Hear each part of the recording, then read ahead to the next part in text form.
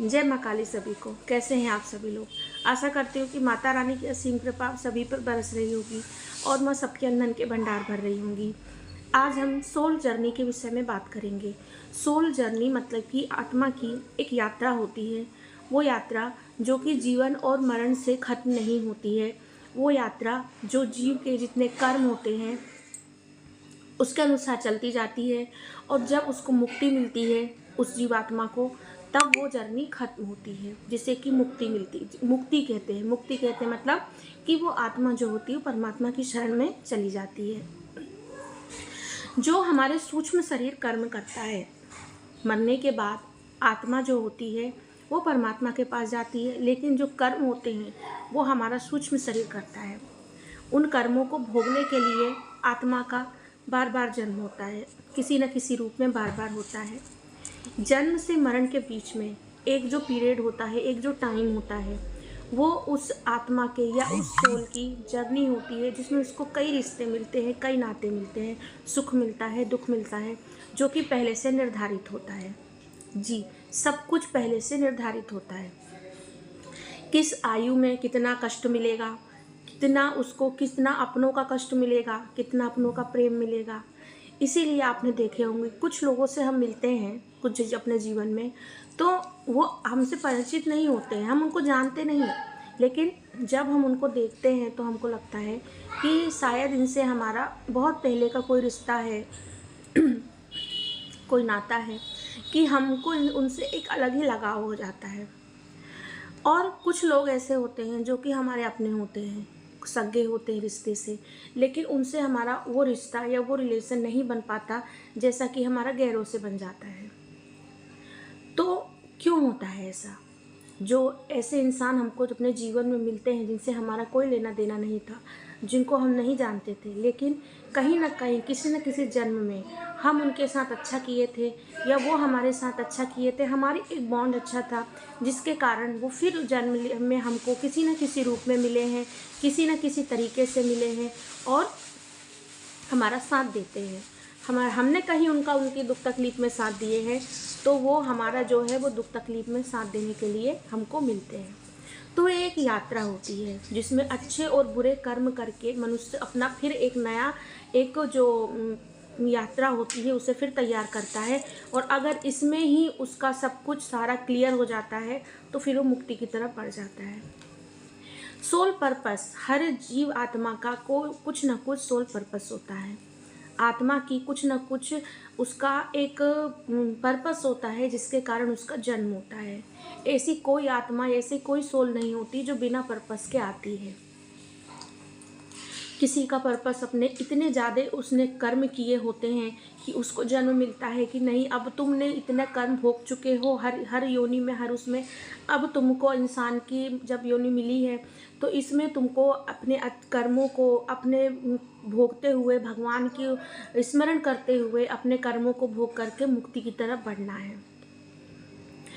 हमारे लिए जो चीज़ें होती हैं, जो सुविधाएं होती हैं भगवान के लिए, हमारे लिए जो भगवान सोचते हैं वो मुक्ति सोचते हैं। भगवान की सोच ये होती है कि जन्म मिला है तो तुम्हें मुक्ति के लिए मिला है, तुम्हें यहाँ पे अपने पूरे पुराने कर्मों को काट करके मुक्ति की तरफ बढ़ना है। इसीलिए जब हम किसी देवी देवता का सानिध्य पाते हैं, जब हम माँ काली की पूजा करते हैं, तो क्या होता है कि बहुत तीव्रता से हमारे कई कई जन्मों के कर्म जल्दी जल्दी कटने लगते हैं और हम भक्ति में आगे बढ़ते जाते हैं। एक समय ये मतलब स्टोरी नहीं है, ये सच है।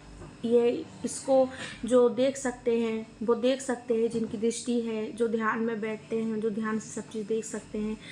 तो एक बार जब मैंने खुद से अपने आप से माँ से मैंने कही कि मुझे दिखाइए कि क्या होती है, कि आत्मा की यात्रा क्या होती है, तो मैं आपको अपने अनुभव बता रही हूँ कि मैंने क्या देखी। मैंने यही देखी कि एक ज्योति है, वो ज्योति परमात्मा के पास है, परमात्मा में विलीन है, और जब उसको वो महिला के या किसी औरत के, किसी माँ के गर्भ में जा रही है तो एक शिशु का रूप ले रही है, एक बच्चे का रूप ले रही है। जन्म से पहले 3 महीने 4 महीने तक उसे कुछ याद नहीं है, लेकिन 4 महीने के बाद उसे जब चेतना आने लगती है तब उसका भगवान से संपर्क बनने लगता है। भगवान से जब उसका संपर्क बनता है तब भगवान जो होते हैं उसको जन्म के समय कहते हैं, बताते हैं कि तुमने इतने कर्म किए हैं, तुम्हारे ऐसे ऐसे कर्म हैं, तुमको अब इस कर्म भूमि में जाना है, अपने कर्मों को भोगना है और भोग करके आप तुमको वापस जो है वो मुक्ति की तरफ जाना है, मुक्ति प्राप्त करनी है।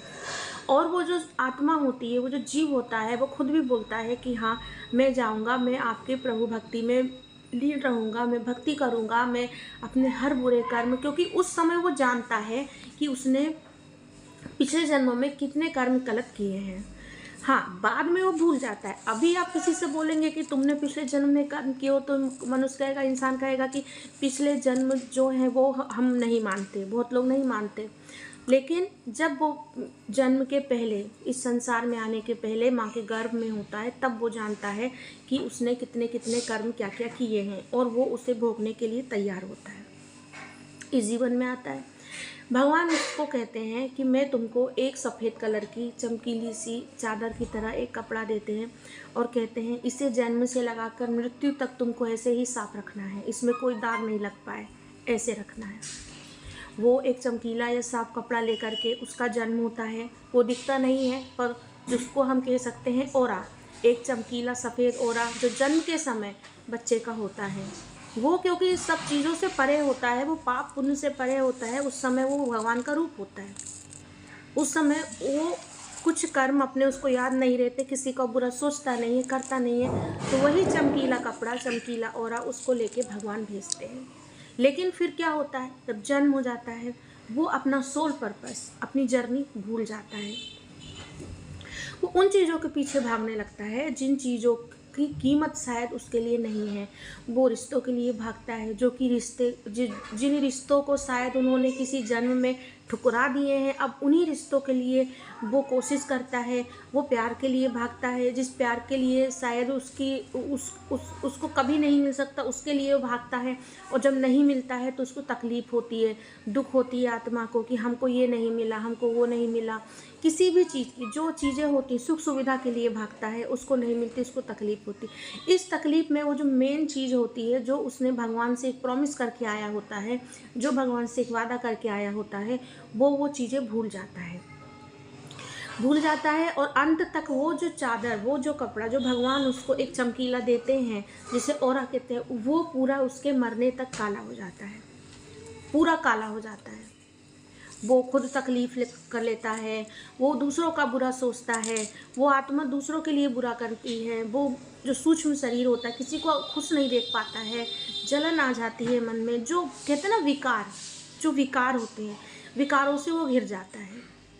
अंत तक उन विकारों से घिरा होकर के वो क्या होता है, इतना उसने अपना ओरा काला कर लिया होता है कि जब वो मरता है तो मरने के बाद ईश्वर उससे कहते हैं कि मैंने तो तुझे इसे सफ़ेद पूरा भेजा था करके, सफ़ेद चादर दी थी, तूने तो इसको काला कर लिया। तब उसको मरने के बाद सारी चीज़ें याद आती हैं और वो कहता है कि मुझे क्षमा कर दीजिए, मैं जो सोच के गया था वो मैं नहीं कर पाया। अब क्या हुआ, जिस पर्पस से उसका जन्म हुआ, उस पर्पस को वो जन्म के बाद भूल गया, उसने नहीं किया। वो अपने पैसे के घमंड में, अहंकार में, रूप रंग के घमंड में, ज्ञान के घमंड में, बड़े बड़े ज्ञानी आप देखेंगे कि घमंड अहंकार से भरे हुए हैं, उसमें वो अपना पर्पस भूल गया। लेकिन मरने के बाद, जैसे जन्म के समय उसको याद था, मरने के बाद उसको तब फिर याद आया और तब ईश्वर से कहा कि मैं क्या करूं। तो ईश्वर ने एक साफ क्लियर जवाब दिया कि मैंने सफ़ेद करके भेजा था, तुमने काला किए हो तो तुम ही इसको फिर सफ़ेद करोगे, तुम्हें इसे फिर साफ करना पड़ेगा और इसके साफ करने के लिए तुम्हें फिर जन्म लेना पड़ेगा। अब तुमने जितने इसको काले किए हो, इसकी सफाई तुम्हें ही करनी है। तो फिर क्या होता है, उस आत्मा का फिर जन्म होता है। अब जितने लोगों को देखकर आप जले हैं, जितनों का आपने बुरा किए हैं, जितनों के साथ आपने छल कपट किए हैं, उनसे आपकी फिर मुलाकात फिर अगले जन्म में होगी। जिसको आपने धोखा दिए हैं वो फिर आपको धोखा देगा, जिसके साथ आपने रिश्तों में धोखा दिए हैं वो आपको रिश्तों में आके धोखा देगा, जिसका आपने पैसा खा के बैठे हैं, जिसका आपने पैसा ले लिए हैं, आपने नहीं दिए हैं, तो वो उससे आपकी फिर मुलाकात होगी और वो आपका लेके बैठ जाएगा। और वो आपको, वो सब क्या होता है, कर्मों का एक बैलेंस। जब तक आपके कर्म का बैलेंस पूरा नहीं होगा तब तक इस जर्नी की समाप्ति है नहीं ख़त्म, या ये जर्नी जो होती है ये ख़त्म नहीं होती है। इसे कहते हैं सोल पर्पस, सोल जर्नी।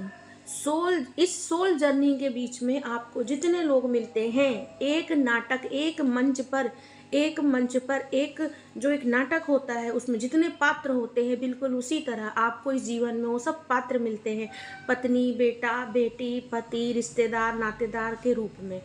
और जैसे आपने जिसके साथ किए थे वैसा ही सेम वो करते हैं और वो अपनी जर्नी देखते हैं और आपको उस कर्म का मिलता है। लेकिन सबके बीच में जो मेन चीज़ होती है, जो खास चीज़ होती है, जिसके लिए आपका जन्म हुआ कि चलो पिछले में तो जो कर्म किए हैं आपको इसको भोग करके आपको अगली मुक्ति की तरफ जाना है, वही चीज़ जो है वो मनुष्य भूल जाता है और फिर जन्म मरण के चक्कर में फंसा रहता है। तो जितना मुझे ज्ञान था, जितना माँ ने मुझे बताई, उतना मैंने आपको बताई। तो अगर आपको समझ में आया तो आज से, अभी से आप ये तैयारी कर लीजिए कि हमने अब जो किए सो किए, अब हमें भक्ति और माँ के प्रेम, माँ की पूजा में आगे बढ़ करके अपने सब कर्म को काट करके अंत में माँ की शरण में जाना है, मुक्ति में।